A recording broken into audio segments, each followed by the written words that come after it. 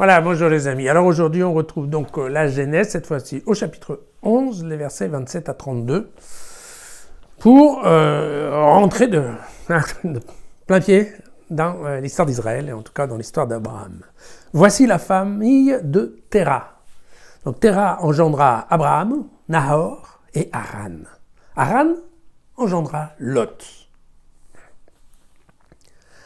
Haran mourut avant son père Terah, dans le pays de sa famille, à Our des Chaldéens. Abraham et Nahor prirent femme. L'épouse d'Abraham s'appelait Sarai et celle de Nahor, Milka. Et elle était la fille de Haran, le père de Milka et de Yiska. Sarai était stérile. Elle n'avait pas d'enfant. Terah prit son fils, Abraham, son petit-fils Lot, le fils de Haran, et puis sa bru Sarai, la femme de son fils Abraham. Et alors ils sortirent avec eux d'Our, de la ville de Our des Chaldéens, pour aller au pays de Canaan. Voilà, ils gagnèrent une autre ville qui s'appelle Haran, où ils habitèrent. Terah a vécu 205 ans et il mourut à Haran. Voilà, ça paraît un petit peu compliqué comme ça, mais encore une fois, hein, ce genre de texte, des fois, il vaut mieux l'avoir sous les yeux quand on en parle, pour être sûr de ne pas dire des bêtises. Puis là, quand on va commencer les histoires de descendance, on va avoir tendance un peu à se paumer. Donc moi, je marque un peu sur le côté, mais bon, voilà. Donc on a ce monsieur Terah, qui habite en Babylonie, en fait, dans la ville de Our, hein, qui est globalement à l'est de Babel, hein, Babylone, voilà. Alors, bien évidemment, il fait partie, hein, ce monsieur Terah fait partie de ceux qui ont quitté Babel quand la tour a été détruite. Il fait partie donc des gens qui sont partis, en fait, coloniser la terre entière, voilà. Alors, donc ce monsieur Terah a 3 fils, on a bien compris, Abraham, Nahor et Haran, d'accord. Et puis, ce dernier, Haran, en fait, il a 3 enfants. Hein. Il a un garçon nommé Lot, et puis 2 filles, l'une qui est Milka, et puis l'autre qui est Yiska. D'accord?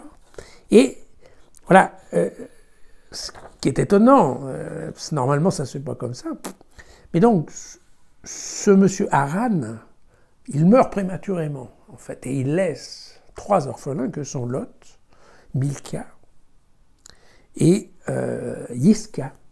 Voilà. Et donc, vous en souvenez peut-être, mais on va reparler à un moment ou à un autre d'une loi qui est que, globalement,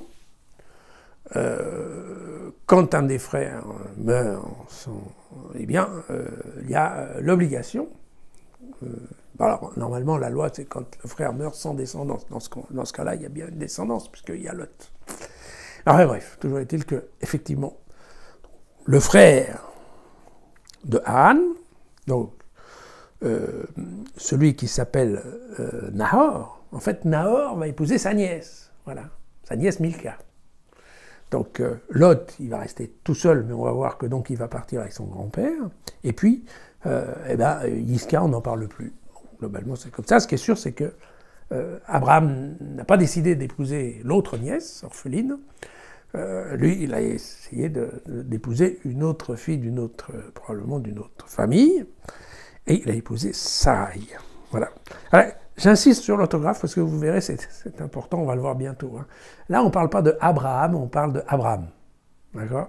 Et on ne parle pas de Sarah, on parle de Sarai.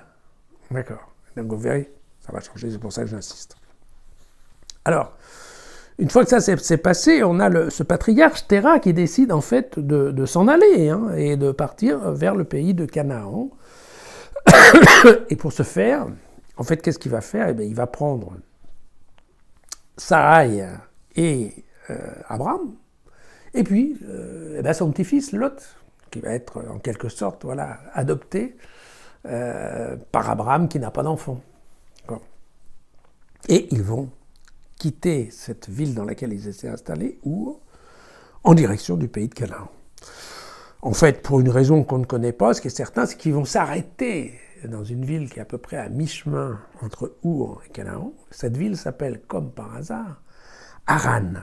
Et l'orthographe est presque la même que le nom du troisième des fils, celui qui est décédé. Haran, qui est décédé, est avec un R, la ville est avec 2 R. Vous voyez, bizarre, n'est-ce pas? Voilà. Et donc, il s'arrête dans cette ville de Haran. Alors, ce que disent globalement les théologiens qui ont l'habitude de travailler ce genre de texte, c'est que là, effectivement, on voit beaucoup de possessifs dans le texte en hébreu, et donc ça veut dire que c'est une famille qui est effectivement très fermée. Très fermée, d'ailleurs, vous comprenez bien qu'en fait, ça se marie, ils se marient entre eux, hein. Et donc, ce sont des gens qui en plus vivent quelque part dans une ambiance très mortuaire, très sinistre, hein, parce que il y a de toute façon donc le décès de Haran, et le décès de Haran est difficile à vivre parce que, en fait, c'est compliqué pour dans le système, si vous voulez, de ces gens-là à l'époque. C'est pas normal qu'un fils meure avant le père. Alors vous allez me dire encore aujourd'hui, hein, c'est vrai que quand il y a un décès un peu prématuré de quelqu'un et que le père est encore là, c'est très dur.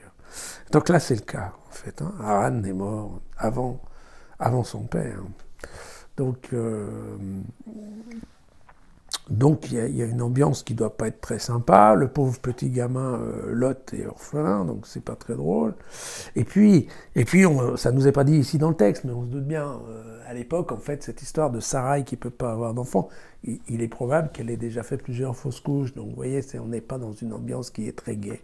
Et donc en fait, voilà, Terah décide de prendre cette partie-là de la famille et de l'emmener avec lui en laissant Nahor, puisque lui, Nahor, en fait, il s'est marié avec Milka, et donc, a priori, probablement, ils vont faire leur vie à Our des Chaldéens, ils vont y rester. Voilà. Donc, quelque part, c'est ça. Alors, le mouvement de Terah, c'est d'arracher, en fait, d'arracher sa famille au deuil. Voilà.